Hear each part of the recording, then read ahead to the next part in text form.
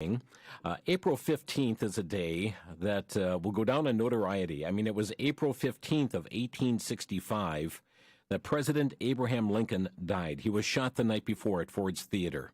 April 15th, 1912, it was the Titanic that sunk, having struck an iceberg the night before.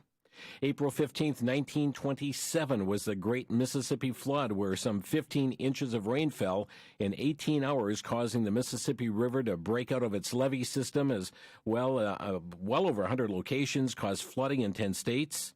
And in 1954, April 15th became the deadline for filing income taxes. No doubt you've heard the familiar quote of Benjamin Franklin, who said this: "Our new Constitution is now established. Everything seems to promise it will be durable, but in this world, nothing is certain except death and taxes." We've all come to realize the impact that taxes have upon us, but are you aware of the history of the income tax, how it came about, what was the purpose, and is today's modern system of taxes a breach from what was originally intended? Well, joining us today, we welcome to Crosstalk William J. Fitterer. Bill is a nationally known speaker, historian, best-selling author, president of Amerisearch Incorporated. That's a publishing company dedicated to researching America's noble heritage. He's a speaker in the American Minute Daily broadcast. He has authored numerous books. You've heard him on America's God and Country Encyclopedia Quotations, Socialism, the Real History from Plato to the Present, Who is the King in America, overview of some 6,000 years of history and why America is unique, and a book on our topic today entitled The Interesting History of Income Tax. Bill, thank you so much for joining us. Jim, great to be with you. Bill, didn't the U.S. Constitution originally written prohibit a direct federal income tax on the citizens?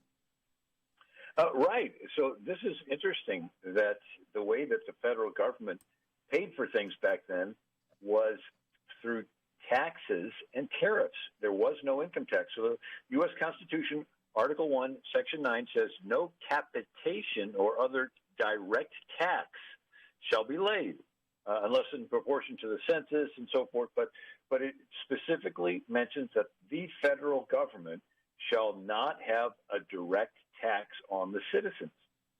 And so again, people say, well, where did the federal government get its money? Yep. Through tariff taxes on imports, things that came in from other countries, and from excise taxes on specific items like salt, tea, tobacco, etc. And so this is something that caused people to buy from within the country then, rather than have to pay those excise or the tariffs, I should say. Yeah, we're familiar with this with something called sin tax. So the idea was you tax cigarettes, you tax booze, make it more expensive. Why? So people won't buy them, won't use them.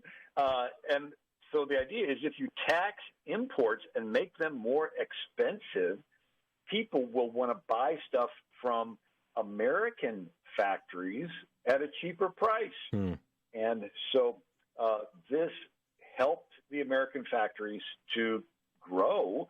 And so, you had the what's called the Industrial Revolution, or a guy named James Watt. England had coal. Ireland burned peat moss, this mucky mud they dried out, and it could, burn as bricks. But England had coal, and so they would dig in these coal mines, but the coal mines would fill up with water, and they would have to get buckets and try to get it out. Well, they worked on pumps, and so different guys tried stuff. Finally, a guy named James Watt came up with a contraption that would spin and use steam, and it would pump the water out, and it turned into the first steam engine. Wow. And so then it got adapted to being used with railroad, got adapted to be used with steamboats, but it got adapted to be used with factories. And so England had these factories, and they made cloth, and they would get the raw cotton from America's South, and then they would make it into cloth, and then they would ship it back to America. But America wanted to get some factories going. But England was making stuff so cheap, we couldn't compete. And so these tariff taxes made stuff from England and France and Holland more expensive. Why? So people would buy stuff made in American factories. Wow. And so we began to see this boom economically in the North. Let's talk about, take us up to Abraham Lincoln, and he had this emergency revenue tax during the Civil War. What was that about? Yeah, well, so the tariff taxes, they helped the North but hurt the South. The South didn't have any factories, really. I mean, they were agricultural. They grew cotton. And so basically, when they placed the tariff taxes, people in the South now had to buy more expensive stuff from Europe or more expensive stuff from the northern factories. At one point, prior to the Civil War, the majority of the federal government was paid by tariff taxes collected at southern ports. So the South was basically carrying the weight of the federal government. A couple times, 1830s, the South threatened to secede, and the North would threaten to send troops down there. And then finally, you had the Fort Sumter, where the North had a fort at the port of South Carolina and was going to stop all the ships and collect the tariffs, and the South didn't want them to do that. And so there was the firing upon Fort Sumter that began the Civil War, but tariffs were a part of that. And then you had Lincoln.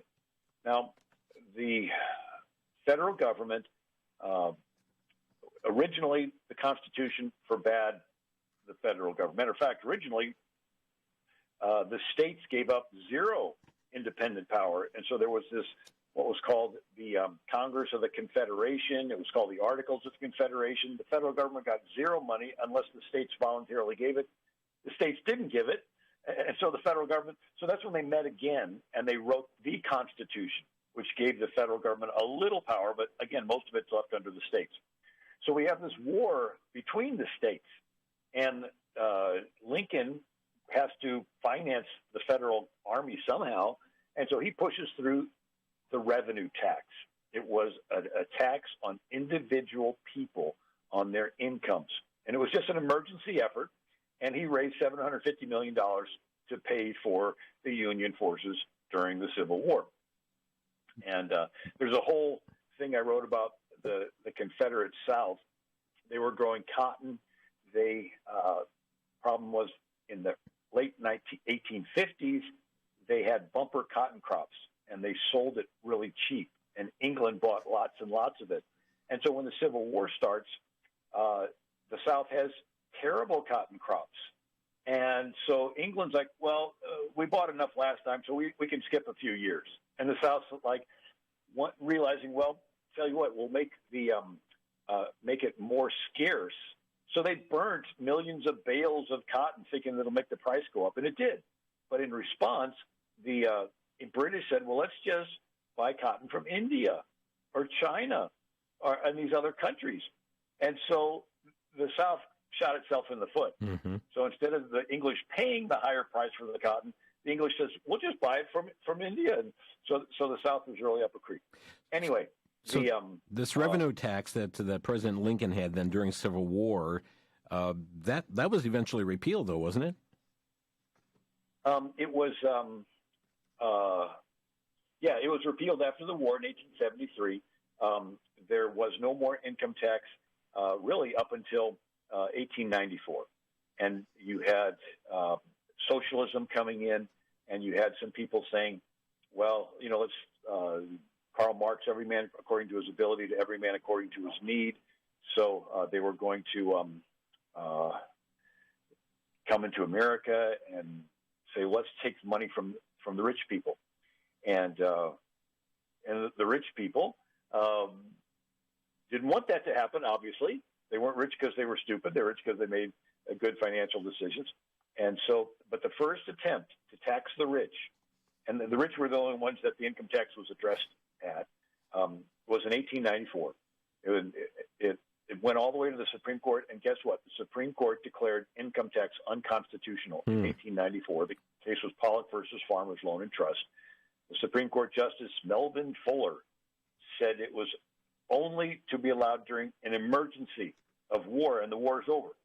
He says the original expectation was the power of direct taxation would be exercised only in extraordinary exigencies.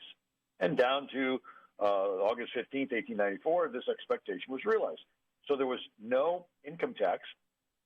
Justice Stephen Field, in that Pollock versus Farmers Loan and Trust case, said the income tax under consideration is class legislation, which whenever a distinction is made in the burdens the law imposes or the benefit it confers on any citizen by reason of their birth, wealth, or religion, it is class legislation, leads to abuses. And he says it is the same in essential character as the English income statute of 1691, Wow. which taxed Protestants at one rate, Catholics at double the rate, and Jews at a separate and third rate. So he's like, look, you can't tax people more because they're in one class or the other. So, again, Supreme Court in America, 1894, declared income tax unconstitutional. Well, Bill, you mentioned the industrialists earlier, but they come back into play again. Right. So there's the good side is that the tariff taxes made European goods more expensive, so people didn't buy them. So people bought stuff from American factories. And so the American factories were able to improve and improve and improve. And they began to produce steel really cheap so they could have railroads, and then produce steamboats, and then produce appliances for the farm. And basically, the standard of living was raised faster than any other period of time in world history. Women were freed from having to spend all day at a spindle making thread to sew clothes. They could buy a whole bolt of cloth really cheap. And the metal could make pipes. And so instead of going out to a well and putting the bucket on your shoulder and bringing it back home, they could get indoor plumbing. And so this was a great thing that it allowed this rise of the standard of living. But it also amassed an immense amount of wealth into the hands of these industrialists. And they derogatorily got called robber barons. And some of them were moral and some of them were not moral. And the story is that you had John D. Rockefeller, and he had oil. And he would make an under-the-table deal with the railroads to ship his oil cheaper than his competitors. Wow. And then he would sell it cheaper and put his competitors out of business. Once they were out of business, he would raise the price of oil through the roof and recoup the money he lost, and then kick back to the railroads. And he did this over and over again until John D. Rockefeller, with his Standard Oil Company, became the richest man in the world. Right. And so we began to see, like today, with the big tech wanting to control more, and buying politicians, we began to see these industrialists begin to pay for the campaigns of politicians and pull their strings like puppets. And folks, it hasn't changed. It doesn't seem it's changed from today. Bill Fitter is with us today. He is a nationally known speaker, historian, and best-selling author. We're talking about the history of the income tax. How did we get to where we are today? And talking about the industrialist. And folks, you're going to be introduced into President Roosevelt, who tried to limit their power. Back in a minute. You're listening to Crosstalk. Back to Genesis with Dr. John Morris, scientist and creation seminar speaker with the Institute for Creation Research. Dr. Morris, during Creation Week, what kinds of fish were created? Chris, the Bible says God created each of the animals after their kind. It says on day 5 of Creation Week that the fish were the first truly living creature that he created. This was the first use of the term living. On day 3, he had created plants, but these are never in Scripture referred to as living in the sense that they had blood or the breath of life. Plants are biologically alive, of course, but not living in the sense of having consciousness. On day 5, however, the Bible says that the oceans were literally teeming with life. Each basic type of fish was created at that point. Since that time, a lot of varieties, say of the cod or the bass or the sharks, have arisen, but no new basic kinds. God created all things after their kind back in Genesis. For more information, visit our website at icr.org.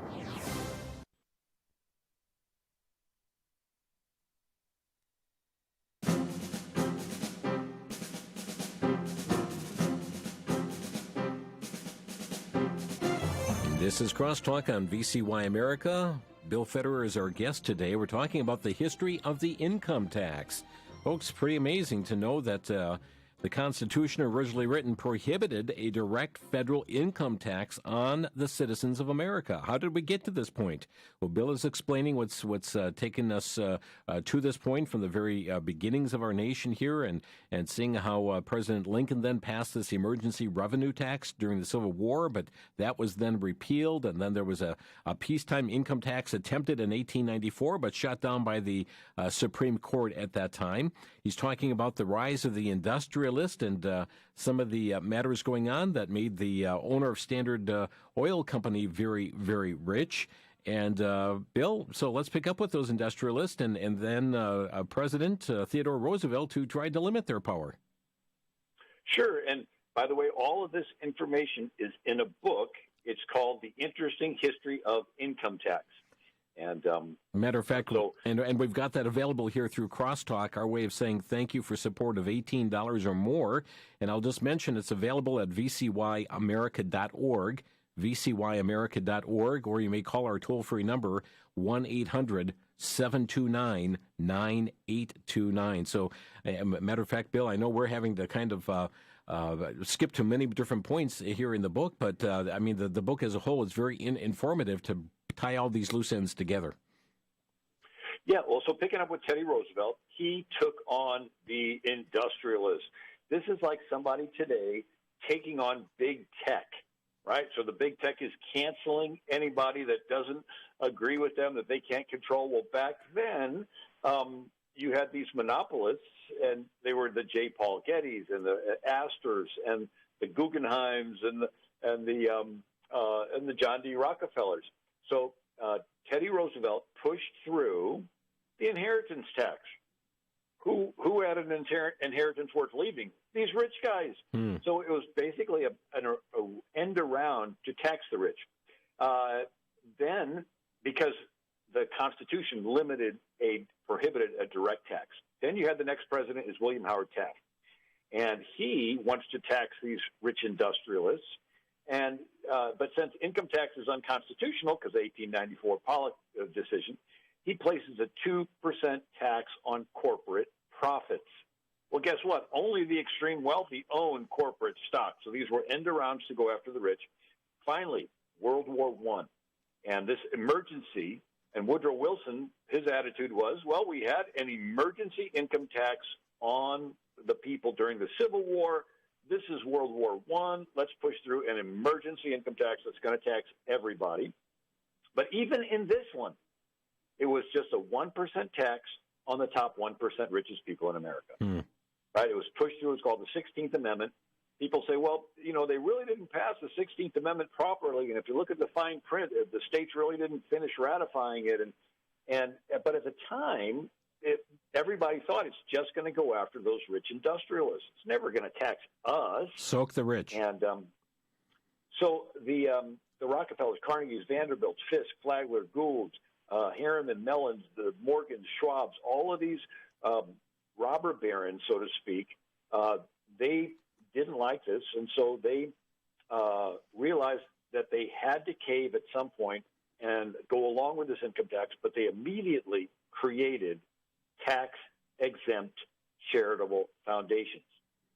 The Rockefeller Foundation, the Carnegie Foundation. This way, they could still control all of their money. They just weren't taxed by it, and it was just in this foundation. That category was originally created for churches. Why? Because the church did all the social work. The church took care of the poor, started orphanages, medical. The church started hospitals. The church did everything. And so it was basically these rich guys jumping into the church category and saying, you can't tax us. But the churches had soup kitchens, and they took care of the Maine soldiers from World War II and the unwed mothers and the shut-ins and the homeless. And then the churches provided a social service of producing a moral, virtuous population.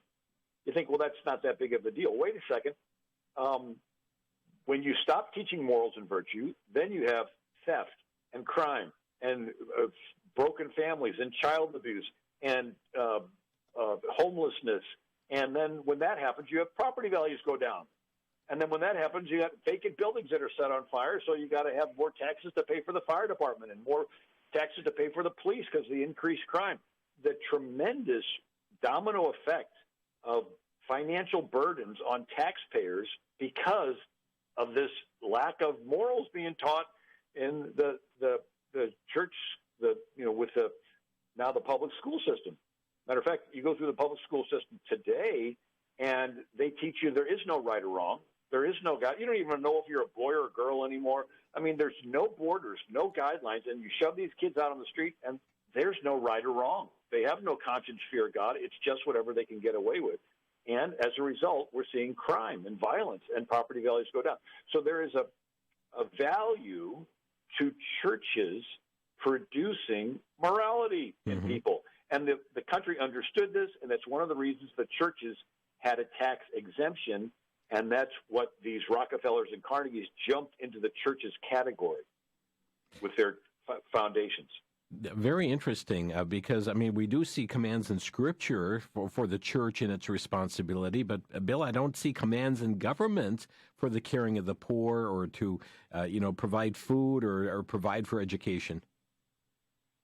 Right. So God gives commands to 5 main identifiable groups: individuals, families, business, church, and government. There are commands for individuals to take care of the poor. Families, mostly it's relational. Husbands, love your wives. Children, submit to your parents. Business commands are mostly, do an honest day's work. Don't hold back wages. There are commands for the church to take care of the poor, and historically the church has. And the church has started hospitals and orphanages and medical clinics and most of the schools and all of that. There's no command for the government to take care of the poor. There's no command for the government to be involved in healthcare, education. The command to the government is the shortest: protect the innocent, punish the guilty. What's happened is the government has usurped the church's role. And when it does, the government begins to have a class of politicians that realizes that they get elected by promising the poor that they'll give them more. And they basically want the poor to stay poor so they can have the poor as voters so they can continually get their vote by promising to give them more. Wow. And so it's a bait and switch. Whereas if the church helps people, it wants the person to get out of their bad situation, become well off. Why? So they can give and help the next needy person that comes along. That's so very there's a great... Yeah, very interesting, Bill, because, this is not what charity is supposed to be. I mean, when it's involuntary, it really is not charity any longer when you have the government doing it rather than the church. Right. So the Bible's filled full of verses about private property. They go into the promised land, and the land is divided up and given as private property to each individual family permanently. If you own private property, you can accumulate stuff. That's called being blessed. And then you can be moved upon in your heart to give some of it away. That's called charity. When you look at what the government does, Karl Marx said, so communism can be summed up in one sentence: abolition of private property. And so if you don't own any property, how can you give any of it away? What are you going to do, steal from somebody else and then give it away? Now you're a thief? No. And so they've lied. It's, well, the early church, they owned everything in common. 2 differences: voluntary versus involuntary. They voluntarily sold their land. They weren't forced to. And the second is church versus government. They laid the money at the feet of the apostles. Mm-hmm. They didn't bring the money to the feet of Pilate. Say, here, Pilate, here's a little more money for the government to spread around, and your politicians will spread it to those that can help them stay in power. Like in Egypt, we'll give you a bag of grain, but it's an exchange for your land, your cattle, your children, your lives. Whenever the government gives anything, it's in exchange for something. Whenever the church helps people, the only exchange is they want to help that person to become, feel the love of God, and then themselves become successful so they can help the next needy person that comes along. So what happened to the church and its role in these areas then? Right. So it was creeping in. First, it was, well, we'll help out. Sort of like, the church has a benevolence ministry to help the poor. And then the church is like, well, let's just pool together and have a feeding building, and a bunch of churches will pitch in for it. Okay, that's nice. And then the government comes along and says, we'll help give a little money. And then the government says, well, we want you to remove that cross because it's sort of, it's intimidating to people. And then we want you to stop witnessing to them and stop proselyting and just be a distribution center for the government. And then the gospel's lost. Right. Wow. Bill, we're going to have to jump ahead. Take us up to 1942 during World War II under FDR. Right. So we had Woodrow Wilson, and he had the World War I income tax. It was reduced after the war to, again, only the extreme wealthy paying. But then World War II comes along, and FDR pushes through the largest tax increase in American history. He made it so that everybody pays taxes. And they had billboards up that said, "Smash the Axis, pay your taxes." The Axis were the Nazis and the Mussolini's Italians and the Japanese, Imperial Japan. And but it was this idea that, hey, you're doing your part if you pay it. The interesting thing was the bill came at the end of the year, and nobody had saved up money to pay the government this extra. And so Ernst Rummel, who was the chairman of Macy's department store, he became the head of the Federal Reserve. He came up with the idea of withholding, that you would have it withheld from your paycheck a little every month, and so you wouldn't realize at the end of the year that you just paid a big chunk of your salary to the federal government. And anyway, but this was all instituted as an emergency effort to get money to fight Hitler. Once the war stopped, it didn't. Right? For years ago, there was a telephone tax, and it was originally put in place to raise money to pay for the Spanish-American War. And, I mean, here we are in the 1940s and 50s, and they're like, why are we paying this tax? You know, it's like, once they get in, they stay in. So John F. Kennedy, he said this in 1961.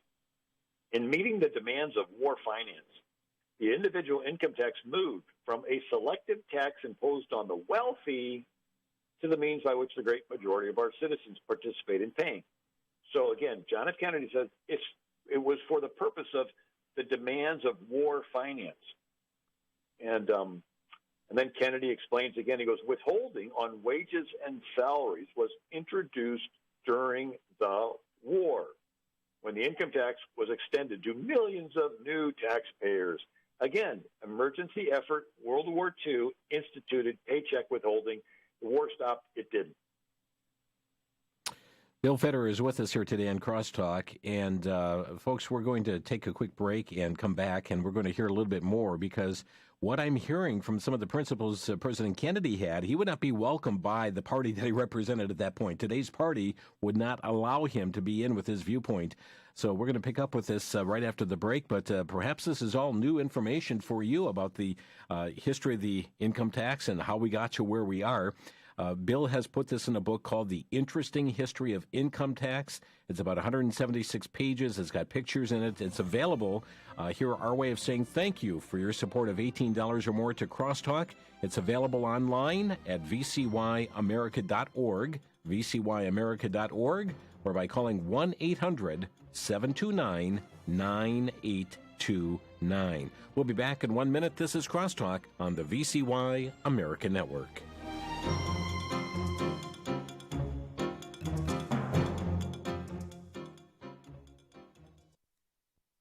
Entertainment has become the draw to build churches and youth groups. Meanwhile, sound biblical teaching has fallen off the cliff.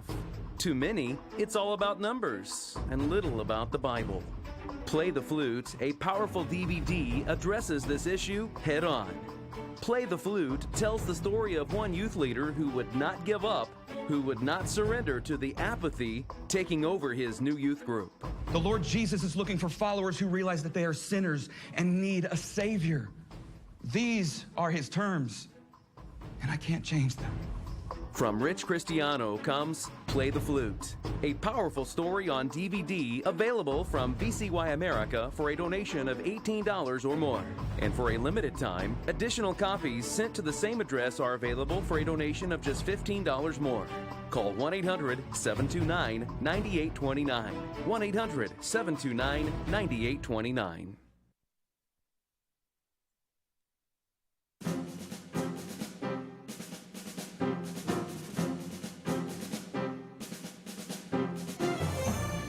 This is Crosstalk on VCY America. William J. Federer is our guest today. the history of the income tax. How did we get to this point? We're up to the point of President John F. Kennedy, and Bill, as I said going into this break, he would not be his views would not be welcomed by today's Democratic Party, because he had some beliefs that sound more like they're coming from the Republican Party today than from the Democratic Party. But what did Kennedy believe on this issue of taxes and want to put into practice? Right. So Kennedy saw that World War II is over, and we had a Marshall Plan where we were helping to rebuild Germany and Japan with brand new equipment. And they were producing stuff more efficiently and cheaper than we were. And they were beginning to take a percentage of the global market away from us. And we were still using pre-World War II old clunky machines. And so Kennedy said, we've got to do something to stimulate the businesses. And so he also saw that when you squeeze the sponge, the water goes out. And in other words, you make taxes higher over in America, and the taxes are less in China, Japan, or Germany, or some other place, India. Businesses will move. It's no different than if you are driving down the street and you need to buy some gas. And the gas station on this side of the street is $5 a gallon. And the gas station on the other side of the street is $2 a gallon. What are you going to do? You're going to make a left turn and go into and that's no different than a business saying, if I stay in America, I've got to pay more. But if I move my business overseas, I pay less. And so Kennedy was noticing this trend. And so he also noticed that the higher wages and benefits that were being paid in America pushed businesses out, more lawsuits in America, more government bureaucracy, more environmental restrictions, and then what's called favoritism or cronyism, where companies that donate to the politicians that are in power get favorable treatment, and if you don't donate it, then the government will crush your little business. And so anyway, so Kennedy was seeing these businesses leave, and the businesses, their choice was go out of business or go out of the country. And so we've had 50 years of this, more and more businesses moving out. President Trump tried to reverse that, and but Kennedy said this, I have asked the Secretary of Treasury to report whether present tax laws may be stimulating an undue amount of flow of American capital to industrial companies abroad. It's like, duh, right? Is higher taxes here, lower taxes there. Kennedy also says, in those countries where income taxes are lower than in the United States, the ability to defer the payment of U.S. tax by retaining income in subsidiary companies provides a tax advantage for companies operating through overseas subsidiaries, which is not available to companies operating solely in the United States. So these companies would move overseas, and then they would make their products and then ship them back into America. But then what about those tariff taxes? Well, they would use their money to buy politicians, and they would get the politicians to lower the tariff taxes so that they could bring stuff back into America cheaper. Years ago, I ran for Congress, and I went to this one factory where they made leather binders that they sold to Walmart, these big stores. And, you know, the guy supported my campaign. A couple of years later, I ran for Congress. I go to the guy, his factory's empty, and he only has a couple people. And he says, Walmart came to him and says, we can get this exact binder made overseas, you know, probably through slave labor or something, but we can get it. She said they could get the finished product cheaper than what I could buy the raw material for. Wow. So I had a choice. I could go out of business, or guess what? I moved all my factory overseas, and we just got a couple of ladies in the office here to shuffle papers. So this is a real thing through taxes that can create or kill jobs in America.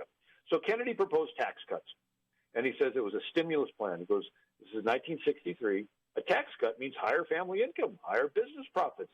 Every taxpayer in his family will have more money left over after taxes for a new car, new home, new convenience, education, investment. Every businessman can keep a higher percentage of his profits and use the money to expand or improve his business. And as the federal government will end up with more money. So in other words, if you have a growing economy, the federal government can take a smaller percentage and will still get money. So would you want a bigger percentage of zero, or a smaller percentage of a big number? And so And so the idea was, let's give our businesses tax cuts so they can have brand new equipment and compete with those businesses that have moved overseas. And let's give people tax cuts so they can have more money to spend. What are they going to do? They're going to buy product, and in the factory will have to hire more workers to meet the increased demand, and so we'll get rid of unemployment. So the caveat is you give tax cuts to businesses that are in America, not to another business overseas, because that's not going to help anything. Rather a novel idea, lowering tax rates to stimulate economic activity. The soundest way to raise revenue, cut the rates. Now, this was being challenged by a guy named John Maynard Keynes. He was a London economist, and he came up with something called debt-stimulated economy. What's that? Well, imagine a chalkboard, and the guy draws a bunch of arrows in a circle. So the top arrow is the government goes in debt by spending money in the private sector to help businesses create jobs. Those jobs will pay taxes. Those taxes will pay off the debt. It looks great on a chalkboard. The only problem is politicians said, hey, let's go a little more in debt and then let the next Congress worry about paying it off. And the next Congress goes a little more in debt. So pretty soon you got congressmen that say, forget even worrying about paying the debt. We're just going to continue to go in debt, spend money, and then not worry about paying off the debt. And so this is where we've gotten into a trap. Mm-hmm. And there was an economist named James Buchanan. He won the Nobel Prize in economy in 1986. And he discovered, so he's an economist. He goes, why are these politicians voting for debt? We're paying so much of our federal taxes just on the debt service of this debt. It's not even paying off the debt. It's just, and there's no way we're going to pay this off. Why would politicians do this? He noticed that if the politician was up for re-election, they would vote to increase the debt so they could funnel money to their district because it'll help them get votes. Yep. And they won't vote for a tax increase to pay off the debt. And so he wins the Nobel Prize because he figures out what motivates politicians. Wow. Getting reelected. Amazing. And found that this going into debt, getting more money, paying off, so to speak, and all these pet projects, that's something that actually then benefited the politician. Yeah, that they want to keep their job, mm-hmm. and they want voters to vote for them. And if they can tell their district, hey, I paid for a new highway, and I paid for a levee, or I paid for a bridge, then the people will like him and name the bridge after him, and he gets to keep his job. So it turns out where all these politicians do is they go up to the feeding trough, like on a farm where you got the pigs, and they come to the feeding trough, and they want to bring home money to their district, and it ends up the federal government gets more in debt, and more in debt, and more in debt, and it just becomes this blob where all of your taxes are going just to pay the interest. And we turned a corner just a few years ago where it's now virtually impossible to pay off the debt.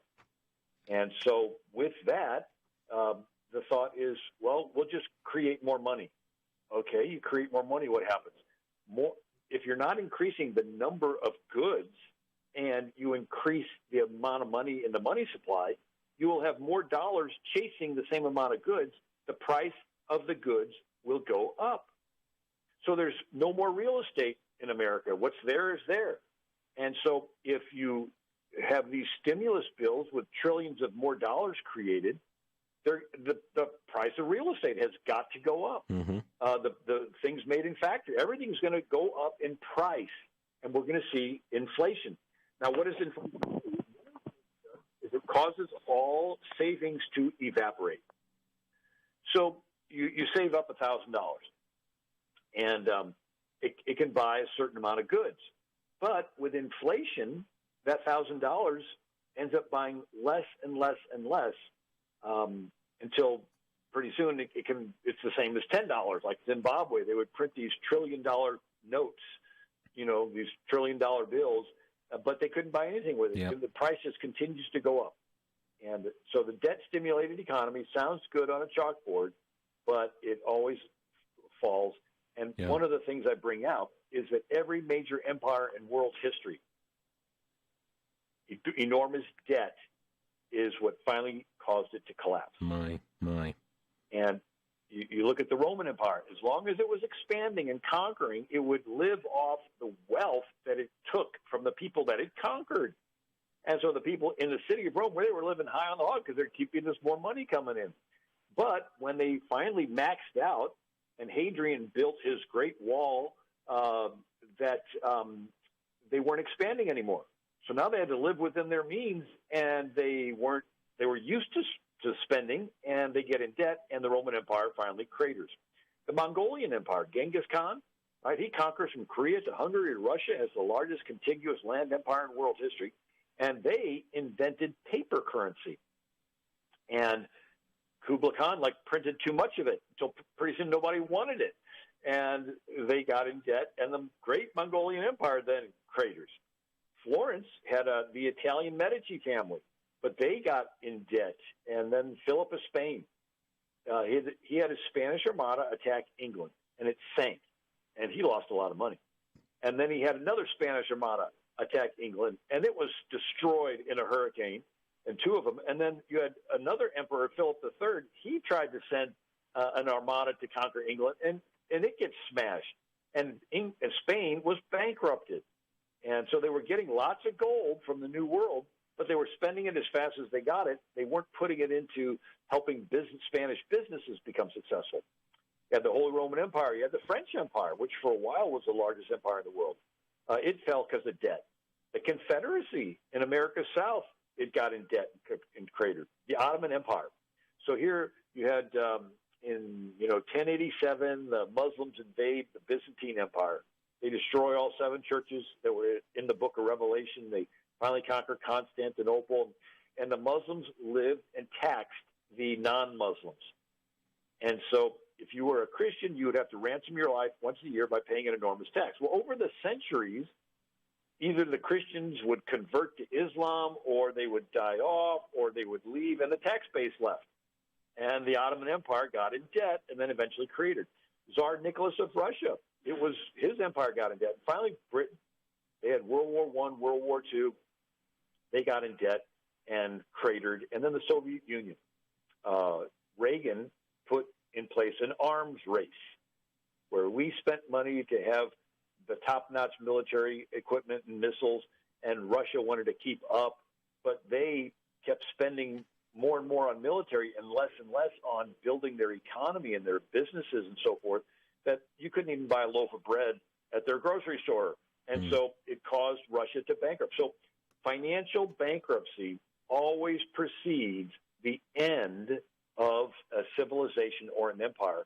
And in America, we are voluntarily doing to ourselves what we did to the Soviet Union. We caused them to spend money they didn't have. They went bankrupt. We're voluntarily bankrupting ourselves. We're taking a quick break here, folks. We're opening our phone lines as well. If you'd like to ask Bill a quick question, a brief comment, 800-733-9829. That's 1-800-733-9829. The history of the income tax. And folks, where we're headed is for internal destruction, economically speaking, and as a nation. Back in a minute. For the Worldview Report, I'm Brandon House. In February of 2021, the United States Navy put out a report entitled Extremism Stand Down. I had the report within 9 days of it being released because a friend of mine in military intelligence sent me the PDF. This document, which I'm sure has been made for other branches of the military, is all about the fact that the military will not be making promotions until they clean out the military from all of the extremists. As you read the document, you find out that by extremist, they mean, among other things, people that possess and live out the values of a Judeo-Christian worldview. People must not only accept, but embrace and even celebrate the LGBTQ agenda. The terms in this document are, well, open to interpretation. You can't attend a rally, financially support, post information online from anyone that's called an extremist. Would that be you? Would that be this radio network?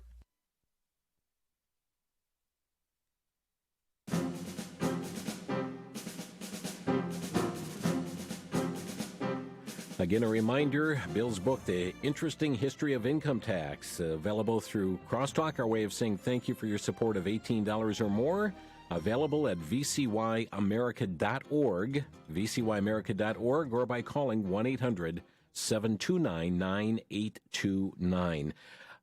We've got a number of callers lined up here, but Bill, just before we do, you had an interesting quote from former President Ford. Right. So the socialist movement is the government's going to take care of everybody's health care and welfare and schooling and everything. And he gave a quote, 1974, Gerald Ford. He says, people propose that the government provide more benefits. He said, the government big enough to give us everything we want is a government big enough to take away everything we have. So basically, it's a backdoor into socialism. By getting everybody to receive enough free stuff from the government, they get dependent on it, and they cave. Yep. Let's go to Al, calling in from Milwaukee. You're on the air, Al. There's a website called losthorizons.com, and the gentleman there wrote a book called Cracking the Code. And the majority of Americans are not even subject to the income tax. So it's very interesting, the website and that book. Okay. Thank you, Al. Don't know if you're familiar with it, Bill. Let's go to Doug in Kansas. You're on the air, Doug. Hi, how you all doing today? And thank you for having me on. Mm-hmm.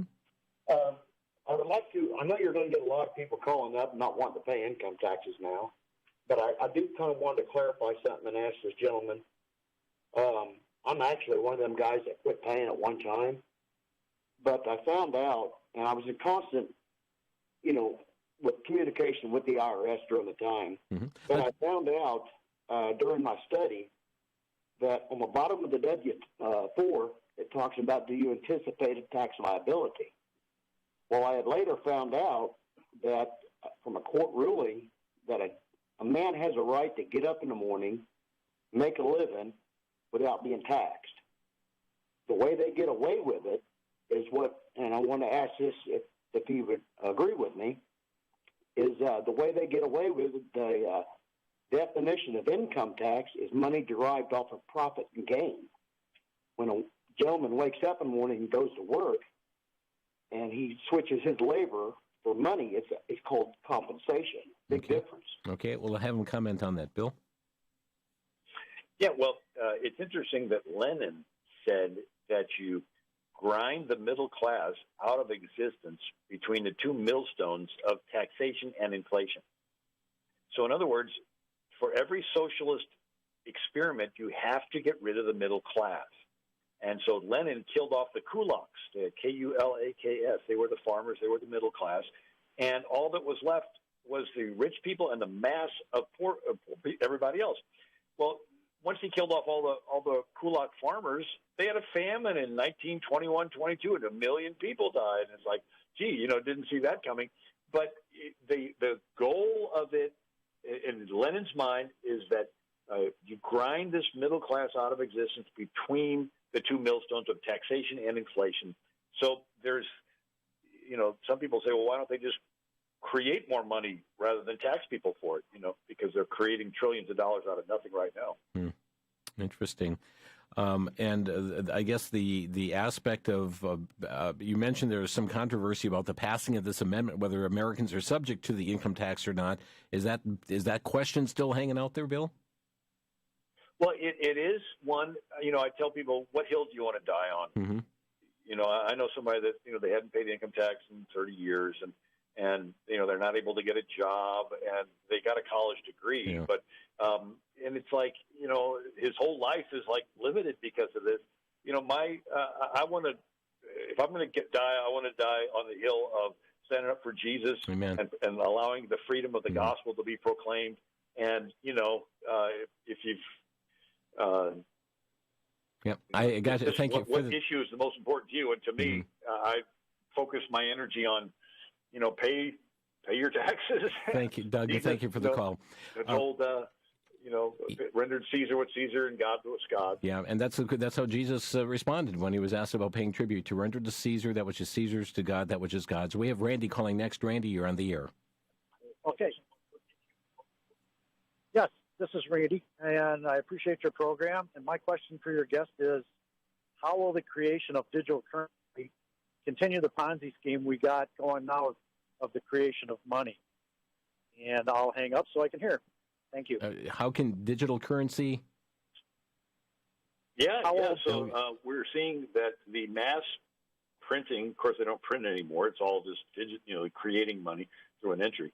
But the mass creating of dollars is going to cause the value of dollars to go down, which is going to cause other countries around the world to not want to have dollars because their savings in dollars is going to evaporate. So they're going to be motivated to go either into a gold-based thing or digital currencies. And so China is now creating their version of a digital currency and mandating it in a bunch of different cities in China. And once they get it perfected, they're going to try to take it worldwide and Europe. And then there's a Fed coin where and then whoever is in the business of controlling that will be the one to benefit off it. And the country that is the world's currency is called the reserve currency, is in a unique position. If Korea or some country can't pay their bills, they just can't create more of their currency. But America can because the whole world has been using the dollar. But with us being irresponsible, fewer and fewer countries are going to want to take the dollar. And so there's going to be lots of dollars, and so there will be inflation. And so there will be a movement, what a lot of people think, toward digital coins. And then, at some point it'll be one that it'll be, they think will be trackable. And they'll know what you buy and what you sell and maybe control it. So it's a direction that is probably going to be more of a Book of Revelation type of thing. Yeah, indeed. Thank you, Randy. And, wow, with less than 30 seconds left in the program, we're not able to grab any more phone calls. Bill Fitter, our guest here today, and so much more information in his book called The Interesting History of Income Tax. It's available, our way of saying thank you for your support of $18 or more, available at VCYAmerica.org or by calling 800-729-9829. Bill, thank you for such interesting information and putting so much into perspective, but it really comes as a warning to us as well. Well, Reagan said, I believe God did intend for mankind to invent, produce, and create, and for that reason it would be wrong for governments to devise tax structure to suppress those gifts. So let's be creative and trust the Lord, but the book is a real eye-opener that will help people to understand. Bill, thank you for being with us today. Thank you. And folks, thank you for joining us here today on Crosstalk.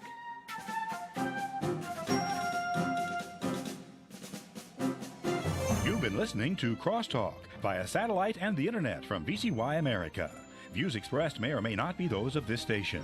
For a CD of today's program, send a donation of $6 or more to VCY Take Ministry, 3434 West Kilbourne Avenue, Milwaukee, Wisconsin, 53208, or download by RSS or podcast from crosstalkamerica.com. And join us again for Crosstalk.